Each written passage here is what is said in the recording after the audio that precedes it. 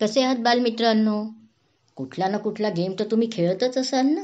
कितीतरी गेम असतात. Indoor game, outdoor game, single game, double game, समूहात खेळणारे. काही ना काही तर तुम्हाला आवडतच असेल. आणि नसेल आवडत तर आवड उत्पन्न करा. हे गेम्स आपल्याला तंदुरुस्त तर ठेवतातच, शिवाय सगळ्यांबरोबर मिळून मिसळून कसं वागायचं हे सुद्धा शिकवतात. टीममध्ये सगळ्यांशी जुळवून घ्यावंच लागतं की नाही.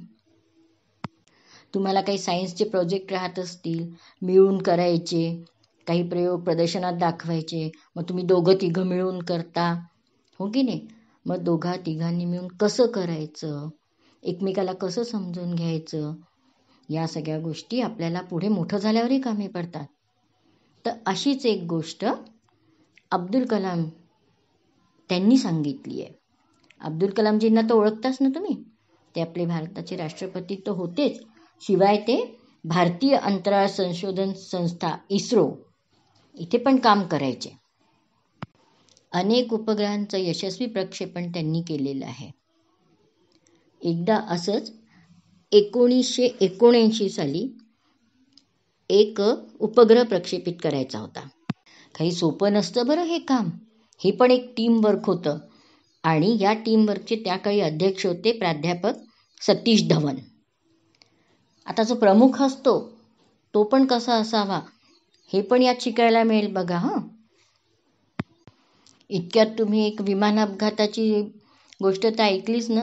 इंधन कमी पडलं म्हणून, ऐन वेळेला इंधन पुरवठा नाही झाला म्हणून विमान पश्चिम बंगालमध्ये कोसळलं होतं. म्हणजे एक छोटीशी चूक पण केवढं मोठं एक अपघात घडवू शकते. तर एक उपग्रह प्रक्षेपण करणं हे किती जोखमीचं काम असेल. ही सर्व टीम मिळून हे काम करत होती. आता झालं काय, त्यांनी प्रक्षेपणाची वेळ आली, जे काही त्यांची आकडेमोड होती ती सगळी त्यांनी केली. प्रक्षेपणाची बटन दाबली आणि अग्निबाण प्रज्वलित केला. पहिल्या टप्प्यात सर्व काही सुरळीत होतं आणि दुसऱ्या टप्प्यात समस्या निर्माण झाली. उपग्रह अंतराळात परिघात जाण्याऐवजी बंगालच्या उपसागरात कोसळला. हे प्रचंड अपयश होतं. त्या दिवशी या प्रकल्पाचे अध्यक्ष प्राध्यापक सतीश धवन यांनी पत्रकार परिषद बोलवली आणि सांगितलं, या अपयशाची जबाबदारी मी स्वतः घेतो. आमच्या चमूने अतिशय मेहनत केली होती, पण त्यांना अधिक तांत्रिक आधाराची गरज आहे. पुढच्या वर्षी मात्र ही चमू निश्चित सफल होईल, असा विश्वासही त्यांनी मीडियाला दिला. खरं म्हणजे प्रकल्पाचे संचालक होते अब्दुल कलामजी. तसं पाहिलं तर ते पूर्ण अपयशाचं खापर त्यांच्यावर फोडू शकत होते, म्हणू शकत होते की यांनी नीट नाही काम केलं, पण त्यांनी असं नाही केलं. संस्थेचे प्रमुख या नात्याने त्यांनी हे अपयश आपल्या शिरावर घेतलं.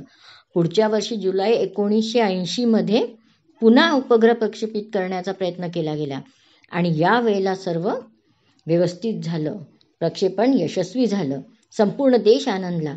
त्यावेळेला पुन्हा पत्रकार परिषद होती. प्राध्यापक धवन यांनी अब्दुल कलामजींना पुढे केलं आणि सांगितलं की आजची ही परिषद तुलाच घ्यायची आहे, कारण हे श्रेय तुझं आहे. ते म्हणतात, मी त्या दिवशी एक अत्यंत महत्त्वाचा धडा शिकलो. जेव्हा अपयश येतं तेव्हा संस्थेच्या प्रमुखाने त्याची जबाबदारी घ्यायची असते आणि जेव्हा यश येतं तेव्हा त्याचे श्रेय आपल्या सहकाऱ्यांना द्यायचे असते. व्यवस्थापनाचा हा सर्वोत्कृष्ट धडा मला कुठल्याही पुस्तकातून मिळाला नसता. म्हणजेच मुलांनो, आपण जे काही शिकतो ते फक्त पुस्तकातनं नाही, आपल्या मित्रांबरोबर खेळताना, आपल्या आईवडिलांबरोबर वागताना, आपल्या गुरूंबरोबर राहताना अनेक गोष्टी आपण शिकत असतो.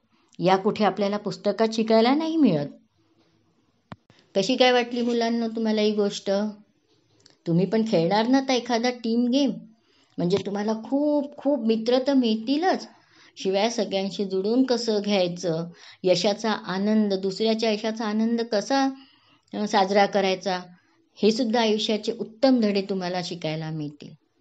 चला तर मग पुन्हा भेटूया अशाच एखाद्या छानशा गोष्टीसोबत. तोपर्यंत बाय.